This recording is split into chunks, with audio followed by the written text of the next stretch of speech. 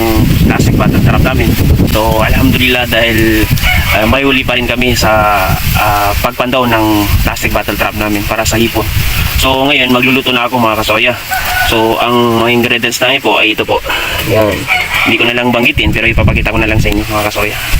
Yan yung mga ingredients. Yan yung mga ingredients namin sa pagluluto ngayong araw na to. So sana po masuportan niyo po itong vlog po namin at masubscribe, no?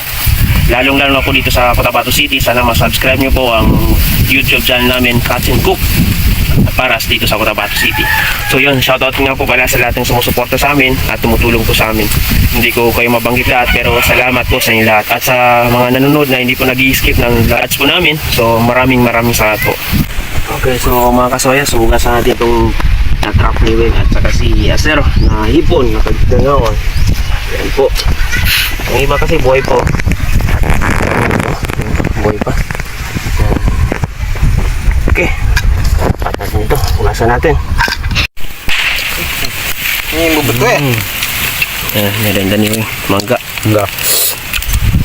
Kagirik-girik mambi bubut ko Mga ko, ini ba yung tangita pa eh. Yan. Ini na tayo, guys. Yan o. Yan. Tipas. Tawag namin tipas. Yan sa mga delicacy. Pagkain ng muro. Yan. Tipas kayo dito. Nakasarap. Yan. Okay mga kapatid, so magluluto na kami. So unahin natin ng sibuyas, bawang at saka luya.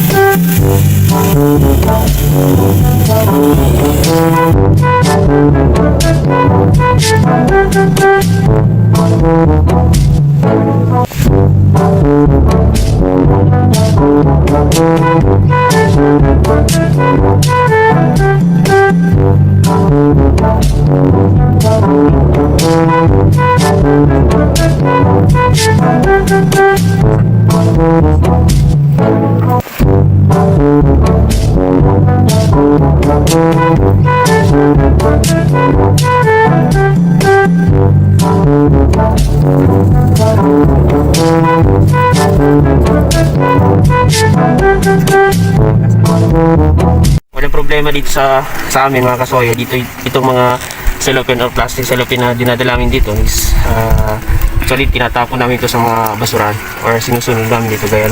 Okay guys, titikman natin.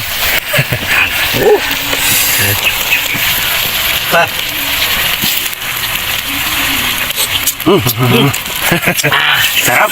Sarap. Nice one, ito po. Luto na yan. Yan mga kasoya.